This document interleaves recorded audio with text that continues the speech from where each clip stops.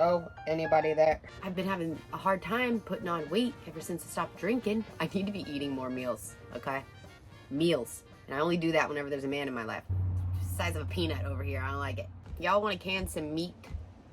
I do, okay? I picked up drumsticks, some chicken strips, chicken breasts, and then a roast that I cut in 4 to fit in the can. I want to can some meat in particular because it's just really nice to be able to have canned foods stored away. Like when I was living in Memphis, we had an ice storm and there was no meat in the grocery store for like a few weeks. It was bad. And it's hard because my dogs, they eat chicken, salmon, and steak. And it's like their staple of their diet. I've been kind of prepping again for any type of natural disaster that may hit this year. You know, we got earthquakes and tornadoes and all kinds of stuff sweep through the nation. And it's the year of the election, so you just never know. It's a good time to have a good little storage of food, you know, 1 to 2 months. Just stuff that you use. Don't go out and spend your extra money on a bunch of crap you're not going to use. You know, bags of rice and beans, okay? If you don't eat rice and beans, don't go out and buy a bunch of rice and beans, you know? Stupid. Like my dad said, if shit was going down in the world, the last thing you're going to want, like, food's going to be your comfort. And so if you like chocolate, get chocolate. Store things that you eat. So anyways, that's my advice about storing stuff. Anyways, I want to can some meats. Give me the meat, baby. I want to can that meat. Terry and Galen that bought this property here in Florida, it came with RV hookups, and they pull a fifth wheel behind their Dodge. But when they are not fifth wheeling, they are homesteading, and they turn their shed into a tiny house. And look how cute this shed is. Look at the kitchen. Hey there. This is Terry. And she's teaching me how to do this here on the homestead, so I'm pretty excited. First thing was just getting everything nice and washed off, right? Yep, and clean it all off, get it washed, rinse, make sure there's no soap, anything left on it. Okay. So I'm digging out my other extra canner, and I need to fill it up with some water. I always like to rinse it and just make sure we don't have anything floating around. And so you can add cold or hot water. Even though we're cold packing, that water's not going to be so hot that it's going to affect the jars at all. Before I put my jars in and I'm filling the water up, I'll usually come up at least an inch and a half, because when you add your jars, it's going to pick the water up even higher. I'm going to get my teaspoon out. I'm just going to pour it in there. That was a teaspoon of vinegar. White vinegar. White vinegar. Yes, white vinegar. And so that one is ready for us to start packing jars. Work it the best you can to get it to fit. Oh, Oh, they fit. look, we might be able to get 2 in there. What's the rule of thumb? It's like, Whatever fits. No, really it is. There we go. And we're cold packing this. That's why it is not cooked. You could go ahead and stir fry this. Fry it up and then pack it in your jar. See, a lot of times when I do mine, I put them in like basically 1-inch squares. mm-hmm. So I can just put them right into like a soup or... Oh. And then you just pack as much as you think you'll eat. For my family, I would go ahead and fill this jar up, because you can always make 2 or 3 meals. You don't have to use it as soon as you open it. And then, do you know after you open this how long, like normal stuff, right? Like 2 to 3 days, Yeah, 5 days? it'd be pretty much normal. Yeah. Yep, just make sure you put it in the refrigerator and keep it the right temperature. And it will, it'll be good for 2-3 meals. We'll have to wash this cutting board really well when we get done before we do the beef. And we're gonna rinse, I know the beef's in this container, but we will rinse it off really well before canning it to make sure that none of the chicken liquid is on it. Oh. No Yeah. cross-contamination with the meat. Exactly. And I have opened this up and even made chicken salad, so that's another. And a couple times I've canned, I've made Mexican chicken, where I put my Mexican spices already in here, and that way I can do fajitas really quickly. And we need to add a 1/2 teaspoon of salt. I use sea salt. So there's a 1/2 teaspoon. All we have to do is just put it right on the top. Like that. And again, it's sea salt. You can use Himalayan salt. You can use regular salt. I wouldn't use iodine, salt with iodine in it. And then we need to get a clean paper towel. And I'm just going to dampen that paper towel and wipe it right around the rim to make sure that there is nothing that would prevent my jars from sealing. Nothing is more sad than when you do all this prep work and then your jar doesn't seal. And this is one thing that I think is real confusing. So there's my lid and my jar. and we screw it on, and people say finger tight. Well, if it was finger tight to me, it would be that. I go an extra little turn. It needs to be on there really well. And then in my pot, this is a pressure canner. I have already added a teaspoon of white vinegar. The white vinegar keeps your jars from getting cloudy on the outside. So that's real important. If you forget it, it's fine. Nothing bad's going to happen. You just have to wash your jars more. And this will process, the cold packs will process for 75 minutes. That's how long it takes to make sure that the meat is cooked and safe to eat. And a word of advice, look in your own area where you live, the altitude, because sometimes that will change either your pressure or your length of time. That's going to be up to you to double check that and make sure that you're processing adequate time and pressure. Pounds. If you're going to do a second layer, you have to put it in between the layers. And you know what? I don't think I have the canner. This one will not do that. That's why I didn't dig it out. When you have all your jars in there, you have at least 2 inches of water in the bottom. Okay? So everything's in there. I'm going to put my lid on. Get your lid fastened. Make sure on your weight, you're on the 10 pounds. And then I'm going to turn on my burner. Make sure I'm centered on the burner. And that everything is going well.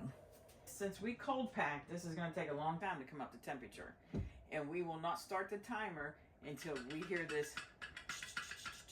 And that's when the timer will start for 75 minutes. Okay, I was hoping that you could just throw this piece in there and then put it, and then once I remove it, I could treat it like a roast and put it in the crock pot, and then, you know, with potatoes and all the things you would normally do for a roast. But Terry was telling me absolutely not. It will just turn into a big piece of rubber with no flavor. So won't be treating this as a roast. But now the one thing is you can do, Morgan, is you can cut that in maybe a little bit smaller pieces and go ahead and add your potato and your carrots in there. Oh. And then when you open it up, It is a roast. Yes. What? Yes. All kinds of exciting things we can do here. Wow. So I'm going to clean this all off and get it ready to cut up some beef. And how long have you been canning for? I started canning when I was just a young girl. I would say probably about 12 or 13. I used to sit and have to snap green beans for my mom. And then when I started dating my husband, his mother as well canned. And she would have me snapping green beans for her and picking elderberries. And so I've been around canning pretty much all my life. And you've never had a problem with not putting liquid in the jar? Never, ever. Okay. The potatoes are outstanding without liquid in there. We cut up our potatoes in 1-inch size. Actually, but what I do is, and I'll make a video on it to show you, but I use a French fryer, and then I cut them in 1 inch, so they're nice square potatoes like home fries. And then when you open them up, they're not soaking in liquid because I dry can them, and you put them right in the frying pan. Ooh. Awesome. Morgan, did you want it in little squares like I did the chicken, or did you want it a little bit bigger? Whatever you think. Whatever's clever. Bigger, larger, it doesn't matter. Well, how are you going to use it? That's always determined how you do your meat. I don't really eat meat. I don't think Terry believed me when I said I was doing all this for my dogs. Yes, folks, I am canning all of this meat for my papalones, all right? They eat a lot of meat. I eat meat. I just, when other people cook it, or when I, you know, it's when I buy it cooked like a burger or something, but I just don't really cook it for myself. I cook it for the dogs. And now I was hoping by having a bunch of canned meat, right, I can have it for in case there's a shortage of food supply. My dogs can still eat like the kings and queens that they are. And what happens if you don't put sea salt in there? Well, it's like buying a can of vegetables that they don't salt ahead of time. It's not. It's going to be very, very bland. But if you seriously have to really watch your salt intake, you certainly don't have to add it. And you could add, you know, if you have to watch your salt intake, you can always do some experimenting with maybe adding some dried basil in there, or paprika, or something that would give the meat some additional flavor, but then you won't have the salt. Absolutely. Okay. Okay, and we can see this one is starting to steam, and that's the first. That's where it's boiling, and is getting ready to come up to pressure, and that's just letting some of that steam out until it actually comes up to pressure. And I know a lot of people suggest leaving these off until it's steaming completely. I've never ever done that in all my years of canning. I just put it on there, and when this seals, that'll get the pressure up, and that'll start rocking, and I'll start my time. There we go. Now we got a rattle. Okay, so Alexa, set timer 75 minutes. As long as it rattles at least 5 times every minute, you're staying at pressure.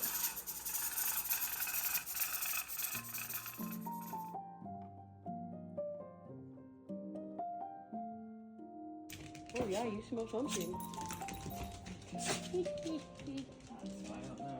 Okay. All right, so take off your pressure gauge, lay it aside, turn your pot. Ooh, baby. And then I'm gonna put this aside, and then pick your. See how much liquid is in there after it cooked?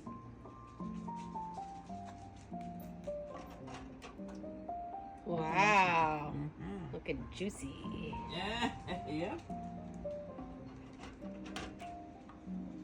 See, it creates so much liquid itself. You don't need to add any liquid to it. If you did add liquid, how much would you have added? Because that created a lot of liquid. Yes, Would that pop the top itself? Probably. Because Yeah. I've never added liquid when I've done chicken. And all of these look like they've already sealed. Oh, you can just tell by looking? Yes, because it's down. See how it's down?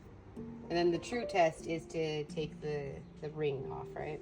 Well, we won't do that till tomorrow. Okay. You can't take it off. I don't take mine off that early. It's like this one is not sealed yet.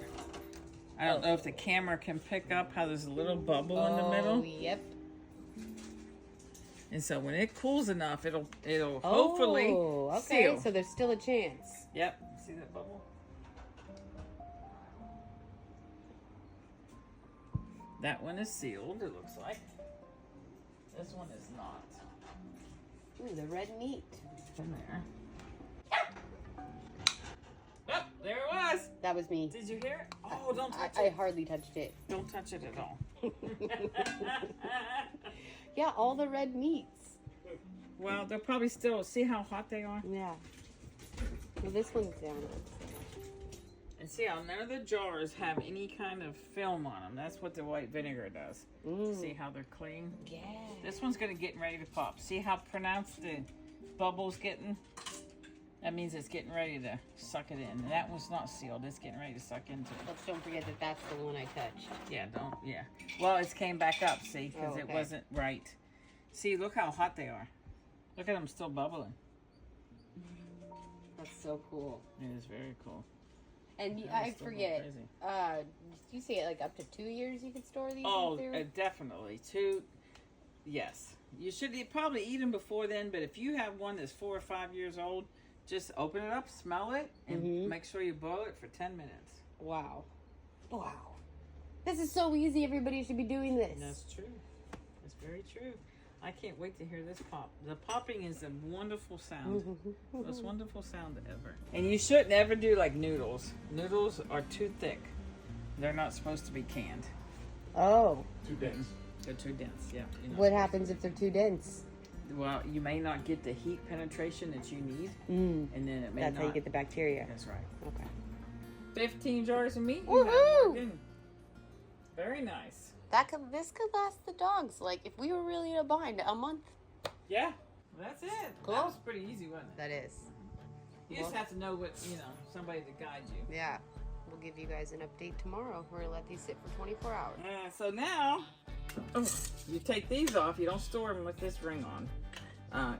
In the event that this would come unsealed, this ring might hold it down and you wouldn't notice it. And then it's And then we never stack them like that. Oh, good to know. Did not know that. No, don't ever That'll stack. that could break the seal too, That could right? too. Okay. And if it unseals, you wouldn't know it either. I store mine in a tub like this. Yeah, I'll use the one I brought in here yesterday. Yeah. Perfect. I put them in there like that. Okay.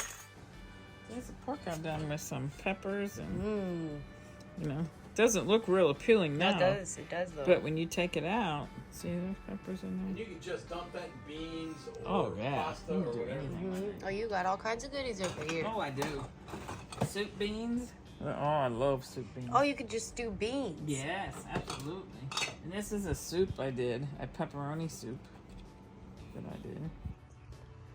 Check it out, you guys. Look at my stockpile. How cool is this? Now, remember, you don't want to let your jars get too hot, so I'm gonna have to be careful about keeping the temp in this travel trailer below, you know, about, I think it's around like 80 degrees. You don't want these to start cooking inside the can.